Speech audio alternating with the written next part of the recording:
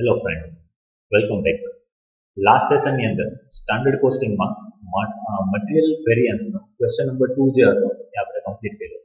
આજના આપણા સેશનની અંદર નેક્સ્ટ ક્વેશ્ચન નંબર 3 આપણે ડિસ્કસ કરીએ. Question number 3, to produce a product 3 types of materials are required as per following standards. એક product બનાવવા માટે 3 અલગ અલગ ટાઈપના મટીરિયલની રિક્વાયરમેન્ટ છે અને એની જે ડિટેલ્સ છે આપણને ક્વેશ્ચન આપેલો છે. એ બી સી 3 પ્રોડક્ટ છે. સ્ટાન્ડર્ડ ક્વોન્ટિટી કેજી 100, 60 અને 40. આ એક પ્રપોર્શન આપ્યું છે કે એ જે છે એ 100 કેજી જોઈએ, બી છે એ 60 કેજી જોઈએ અને સી છે એ 40 કેજી જોઈએ. સ્ટાન્ડર્ડ પ્રાઇસ પર KG 5, 10 and 15.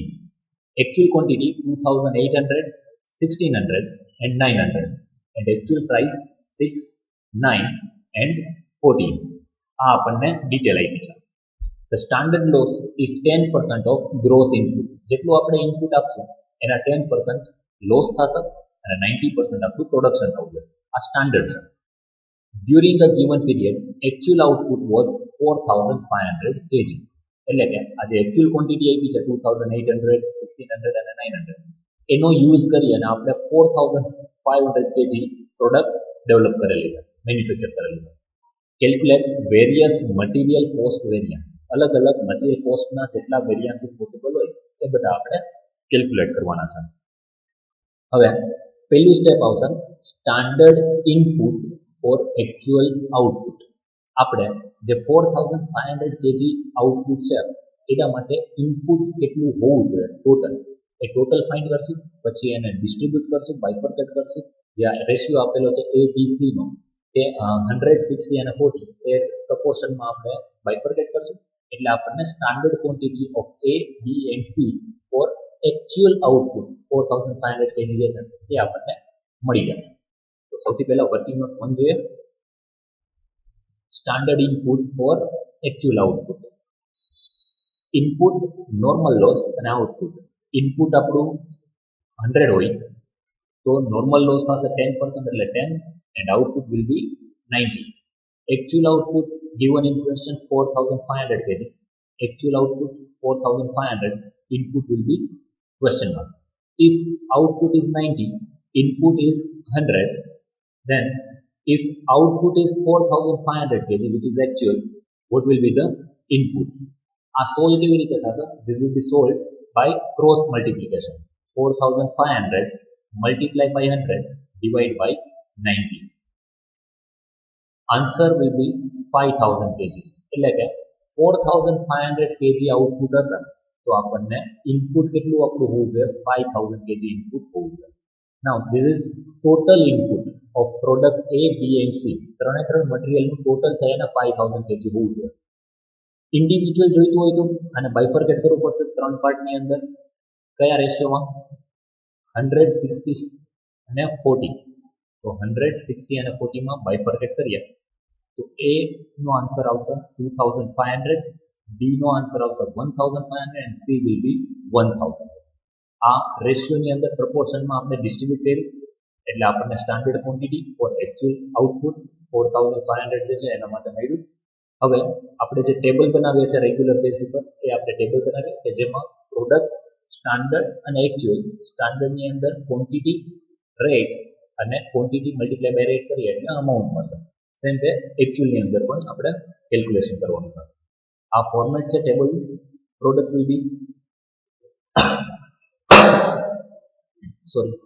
Product will be A, B and C. Standard quantity જે આપણે વર્કિંગ નોટની અંદર કેલ્ક્યુલેટ કરી 2500, 1500 and 1000. Standard rate given in question 5, 10 and 15.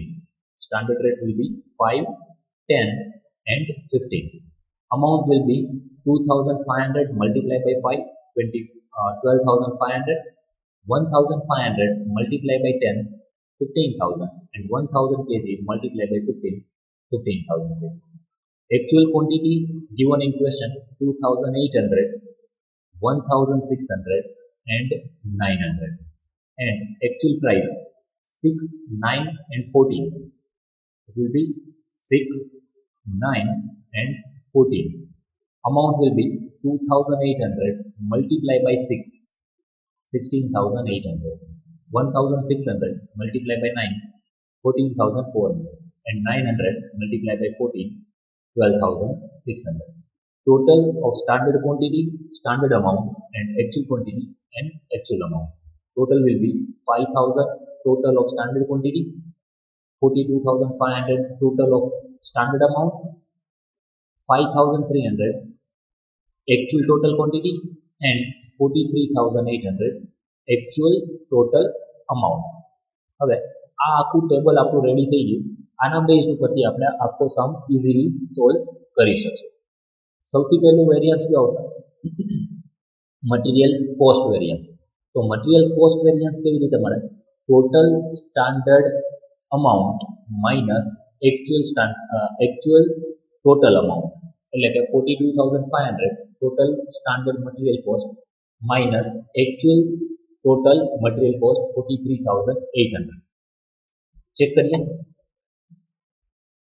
Material cost variance 42,500 minus 43,800. જે કોઈ પણ આન્સર આવશે ડિફરન્સ જે છે that will be known as variance, અને એ variance it versus a reason. આપણે સ્ટાન્ડર્ડ એક્સપેક્ટ કરતા હતા કોસ્ટ 42,500, જ્યારે એકચ્યુઅલમાં કોસ્ટ થઈ છે 43,800. આપણે જે સ્ટાન્ડર્ડ ડિસાઇડ કર્યું હતું એના કરતાં વધારે 1,300, અને એ છે એડવર્સ.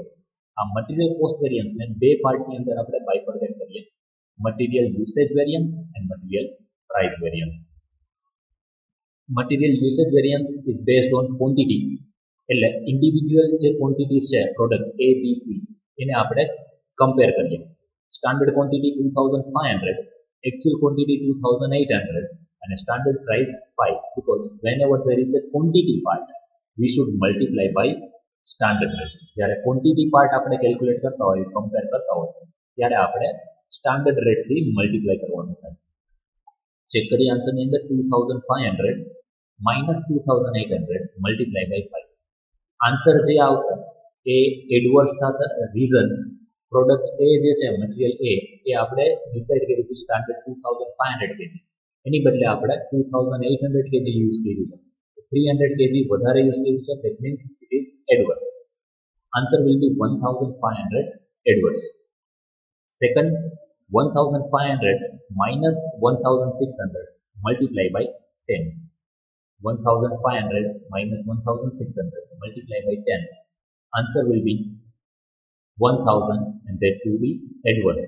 1,500 ની જગ્યાએ 1,600 ક્વોન્ટિટી યુઝ કરી છે, વધારે યુઝ કર્યું છે, તો એ એડવર્સ થશે. Next, C, 1,000 minus actual 900 multiply by standard rate 15. 1,000 minus 900 into 15. આનો જે આન્સર આવશે એ ફેવરેબલ આવશે. રીઝન 1,000 ક્વોન્ટિટી આપણે યુટિલાઇઝ કરવાનું આપણે સ્ટાન્ડર્ડ રેટ ડિસાઇડ કર્યું હતું. એકચ્યુઅલી 900 kg જ યુઝ કર્યું છે, 100 kg ઓછું યુઝ કર્યું છે, તો એ આપણા માટે ફેવરેબલ થશે. 100 into 15, 1,500 favourable. 1,500 adverse, 1,000 adverse, 1,500 favorable. Final total will be 1,000 adverse. આ આપણા માટે મટીરિયલ યુસેજ વેરિયન્સનો ફાઇનલ આન્સર છે 1,000 adverse. Next variance material price variance, કે જે આપણે રેટના બેઝ ઉપર કેલ્ક્યુલેટ કરવાનું હોય. Material price variance, standard price 5, actual price 6, 5 minus 6, અને આમાં શું મલ્ટીપ્લાય કરવાનું થશે? સ્ટાન્ડર્ડ ક્વોન્ટિટી કે actual quantity? Whenever there is a rate part, we should multiply by actual quantity. Rate part જ્યારે કમ્પેર કરતા હોય ત્યારે આપણે actual quantity થી મલ્ટીપ્લાય કરવાનું થશે. 5 minus 6 multiply by 2,800. Same આવ્યું, 5 minus 6 multiply by 2,800. Answer will be 2,800 adverse. 5 rupees standard price decide કરી હતી, actual price પે કરી છે 6 rupees, 1 rupee વધારે પે કર્યું છે, તો એ આપણા માટે adverse થશે. Second, B, standard price 10, actual price 9. 10 minus 9 multiply by 1,600. 10 minus 9 multiply by 1,600. આ ફેવરેબલ થશે. આપણે સ્ટાન્ડર્ડ પ્રાઇસ ડિસાઇડ કરી હતી 10 રૂપીસ, એકચ્યુઅલ પરચેસ કર્યું છે 9 રૂપીસમાં, 1 રૂપી ઓછું પે કર્યું છે, તો એ આપણા માટે ફેવરેબલ થશે 1,600 favourable. And third and last one, 15 rupees standard minus 14 rupees actual multiply by 900. 15 minus 14 multiplied by 900. Answer will be 900. જે 900 આવશે that will be favorable. 15 rupees standard price decide કરી હતી. 14 rupees માં purchase કર્યું છે. ઓછા રૂપિયામાં purchase કર્યું છે. તો આપણે જે આન્સર આવશે એ favorable થશે. 1600 plus 900 એ favorable થશે અને 2800 adverse છે. ફાઇનલ આન્સર આ બે પ્લસ કરવાનું, 2800 માઇનસ કરવાનું, 300 rupees adverse આવશે. મટીરિયલ પ્રાઇસ વેરિયન્સ નો ફાઇનલ આન્સર છે 300 rupees adverse.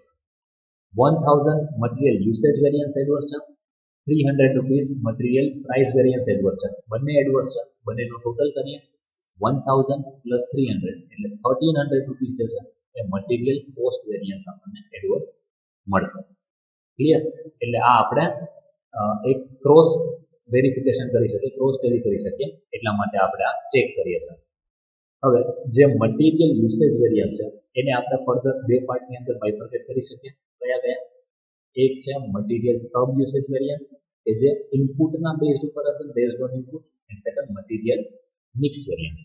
સબ યુસેજ વેરિયન્સની અંદર total input standard and actual એને કમ્પેર કરવાનું છે. Total standard input 5000 kg, actual input 5300 kg. 5000 minus 5300 multiply by standard rate. Quantity part છે એટલે standard rate આપણે કેલ્ક્યુલેટ કરશું. 42,500 amount divided by 5000 એટલે આપણને standard rate of total quantity મળી જશે. 5000 minus 5300 multiply by 42,500 divided by 5000. એ જ આપણે કેલ્ક્યુલેટ કર્યું છે. આનો જે આન્સર આવશે એ આન્સર એડવર્સ થશે બીકોઝ આપણે સ્ટાન્ડર્ડ ક્વોન્ટિટી ડિસાઇડ કરેલી છે 5000 kg. એની સામે આપણે ટોટલ ક્વોન્ટિટી એકચ્યુઅલમાં યુઝ કરી છે 5300 kg. તો 300 kg જે વધારે યુઝ કર્યું છે એ આપણા માટે એડવર્સ થશે.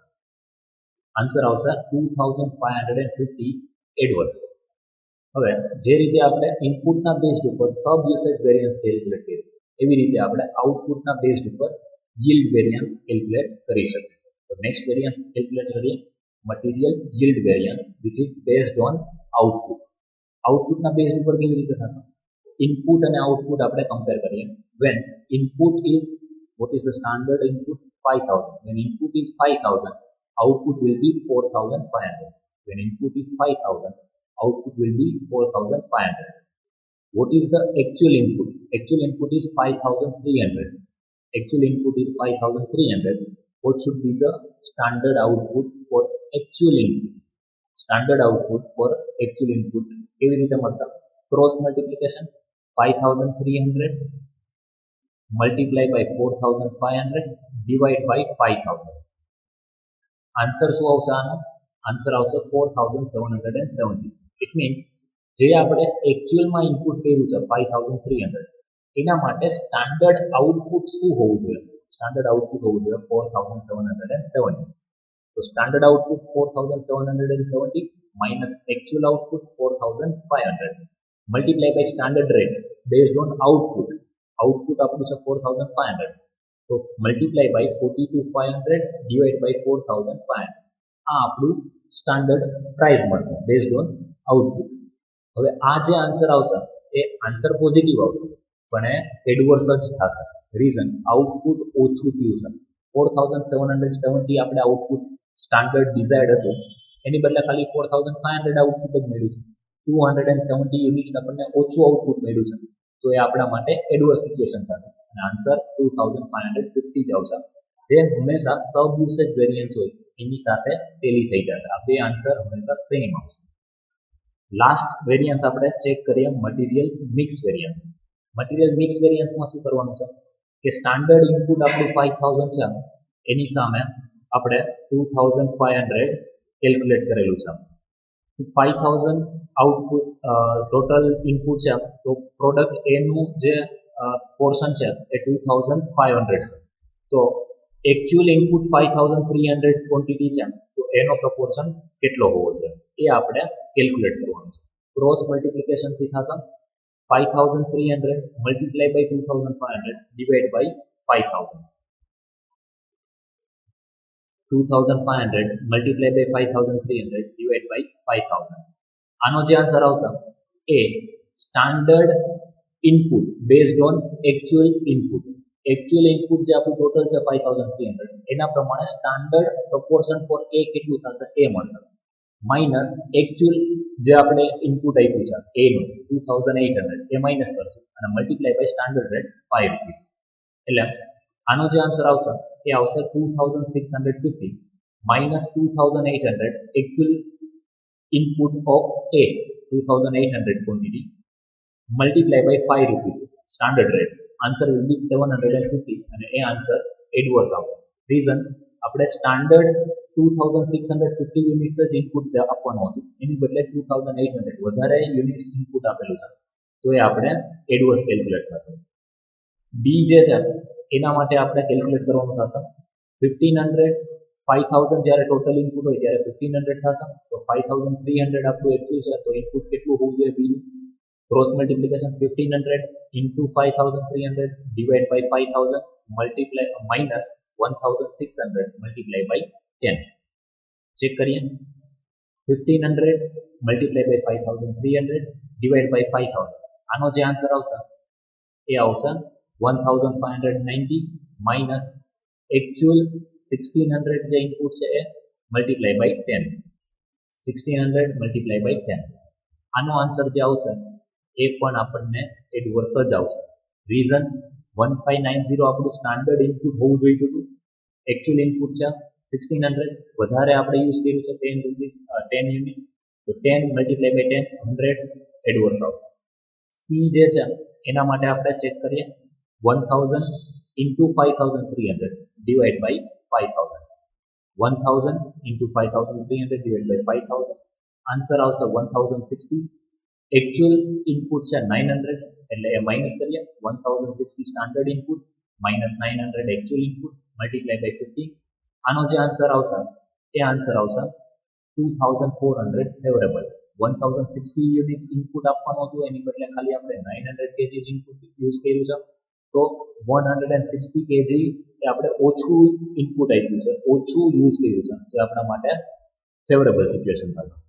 750 એડવર્સ 100 એડવર્સ અને 2400 ફેવરેબલ આ જે બંને એડવર્સ છે એ ટોટલ કરીએ 850 અને 2400 ફેવરેબલ છે તો માઇનસ કરશે ફાઇનલ આન્સર 1550 ફેવરેબલ 1550 ફેવરેબલ છે અને મટીરીયલ યુસેજ વેરિયન્સ અને yield વેરિયન્સ છે 2550 એડવર્સ એટલે આ એડવર્સ છે અને એક વેરિયન્સ ફેવરેબલ છે બંનેને ટોટલ કરવું છે એટલે એડવર્સમાંથી ફેવરેબલ માઇનસ કરીએ તો ફાઇનલ આન્સર આવશે 1000 એડવર્સ જે આપણા મટીરીયલ યુસેજ વેરિયન્સ સાથે ટેલી થઈ જાય છે.